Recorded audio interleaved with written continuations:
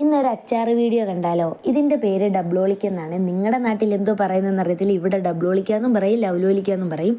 ഒരുപാട് നാളുകൾക്ക് ശേഷം എൻ്റെ കയ്യിൽ കിട്ടിയ ഒരു ഐറ്റമാണിത്. എന്ന് വെച്ചാൽ നമ്മൾ പള്ളിക്കൂടത്തിലൊക്കെ പഠിക്കാൻ പോകുന്ന സമയത്തൊക്കെയാണ് ഇത് വീടുകളിൽ നിന്നൊക്കെ പറിച്ച് തിന്നുമായിരുന്നല്ലോ. ഇപ്പം അതൊന്നും ഒരുപാട് നാളായിട്ട് കിട്ടാതിരുന്നതാണ്. ഇതിപ്പോൾ അപ്പു ജോലിക്ക് പോയിട്ട് വന്നപ്പോൾ കൊണ്ടുവന്നതാണ്. അപ്പം ഞാൻ വിചാരിച്ചങ്ങ് അച്ചാറിട്ട് വയ്ക്കാമെന്ന്. ഇത് കൊണ്ടുവന്നിട്ട് 2 ദിവസമായി. എനിക്ക് മടി കാരണമായിരുന്നു ഇത് എടുക്കാഞ്ഞത്. ഇത് അന്ന് കൊണ്ടുവന്ന ദിവസം തന്നെ ഞാൻ കുറച്ച് വെള്ളം തിളപ്പിച്ചതിനകത്ത് വിനാഗിരി ഉപ്പുമൊക്കെ ഇട്ട് വെച്ചിട്ടുണ്ടായിരുന്നു. അതുകൊണ്ടാണ് ഇതിനൊരു വെന്ത കളർ വരുന്നത്. ഇത്രയും കളറൊന്നും ഇല്ല. ഞാൻ കളറിട്ട് ചെയ്തതുമല്ല കേട്ടോ. അങ്ങനെ പിന്നെ ആവശ്യത്തിനുള്ള മസാലകളെല്ലാം ഇട്ടിട്ട് ഒരു പാൻ അടുപ്പത്ത് വെച്ച് അതിനകത്ത് നല്ലെണ്ണ, നമ്മുടെ സാധാ വെളിച്ചെണ്ണയല്ല, നല്ലെണ്ണ ഒഴിച്ചിട്ടുണ്ടായിരുന്നു. അതിനകത്തിലേക്ക് കടുക് ഉലുവായും ഒക്കെ ഇട്ടിട്ടുണ്ടായിരുന്നു. ഉലുവ ഞാൻ പൊടി ഉലുവയല്ല അച്ചാറിടാൻ ചേർക്കുന്നത്, ഈ മുഴുവൻ ഉലുവയാണ്, അല്ലെങ്കിൽ എനിക്കൊരു തൃപ്തി വരത്തില്ല. അങ്ങനെ അതിന് വേണ്ടിയിട്ടുള്ള വെളുത്തുള്ളി, ഇഞ്ചിയും കറിവേപ്പിലയും വറ്റൽമുളകും ഒക്കെ ഇട്ട് നന്നായിട്ട് ഇളക്കണം. നല്ല മണം വരുന്നുണ്ട്. ഇതൊക്കെ ഇടുമ്പോൾ ഒരു പ്രത്യേക മണമാണ് കേട്ടോ പെരയ്ക്കകത്തൊക്കെ.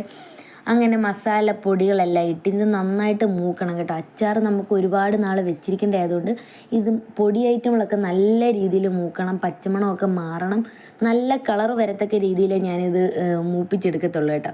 അതിനകത്തോട്ട് കുറച്ച് വിനാഗിരി ഒഴിക്കണം. എന്നിട്ട് അത് നന്നായിട്ട് തിളച്ച് വരണം. തിളച്ചൊന്ന് പറ്റി കുഴവഴയായി വരുന്ന സമയത്ത് ഞാൻ വീണ്ടും വിനാഗിരി ഒഴിക്കും. എങ്കിലേ എനിക്കതിൻ്റെ ഒരു ടേസ്റ്റ് കറക്റ്റ് കിട്ടത്തുള്ളൂ. പിന്നെ അതിനകത്തോട്ട് ആവശ്യത്തിന് ഉപ്പിട്ട് കൊടുക്കണം. ഉപ്പ് ഇപ്പം ഞാൻ ഇട്ട് വെച്ചിട്ട് പോലും ഡബ്ലോളിക്കകത്ത് അത് പിടിച്ചിട്ടില്ല, അത്രയ്ക്ക് പുളിയാണ് അതിന്. ഓരോ പ്രാവശ്യം അച്ചാറിൻ്റെ തൊട്ട് നക്കൽ നടന്നുകൊണ്ടേയിരിക്കും. കാരണം അത്രയ്ക്ക് ടേസ്റ്റും മണമാണ്. ഇതിങ്ങനെ വിനാഗിരിയൊക്കെ ഒഴിച്ചങ്ങോട്ട് തിളപ്പിക്കുമ്പോൾ ഒരു പ്രത്യേക മണമൊക്കെ വരുന്നത്. ഈ ഒരു പരുവമായി കഴിയുമ്പോഴത്തേക്കും നമുക്ക് ഡബ്ലോളിക്ക അതിനകത്തോട്ടിടാം. ഇട്ടിട്ട് ചൂടാറിക്കഴിഞ്ഞ് ഇടുകയാണെന്നുണ്ടെങ്കിൽ നമുക്കിത് ഫ്രിഡ്ജിൽ വെക്കേണ്ട വരത്തില്ല. ഇതിപ്പം ഞാൻ ചൂടാറിയിട്ടിട്ടാലും ഇല്ലാതിട്ടാലും ഇത് ഒരുമാതിരി, ഞാൻ ഇടുന്നതുകൊണ്ടായിരിക്കും ചിലപ്പോൾ പൂപ്പൽ ചെറുതായിട്ട് പിടിക്കുന്നതുകൊണ്ട് ഞാനത് ചൂടോടെ തന്നെ ഇട്ട് നന്നായിട്ട് ഇളക്കി. ഇത് തണുക്കുമ്പോൾ ഞാൻ കുറച്ചെടുത്ത് വെളിയിൽ വെച്ചിട്ട് ബാക്കിയെടുത്ത് ഫ്രിഡ്ജിൽ വെക്കും. അങ്ങനെ ചെയ്തുകൊണ്ടിരിക്കുന്നത്. അങ്ങനെ എൻ്റെ അച്ചാറിടിയിലൊക്കെ കഴിഞ്ഞ് നല്ല രീതിയിൽ മസാല എല്ലായിടത്തും പിടിക്കത്തക്ക രീതിയിൽ ഇളക്കിയിട്ട് വേണം. ഇതിപ്പോൾ ഞാൻ തീ ഓഫ് ചെയ്തിട്ടുണ്ട് കേട്ടോ.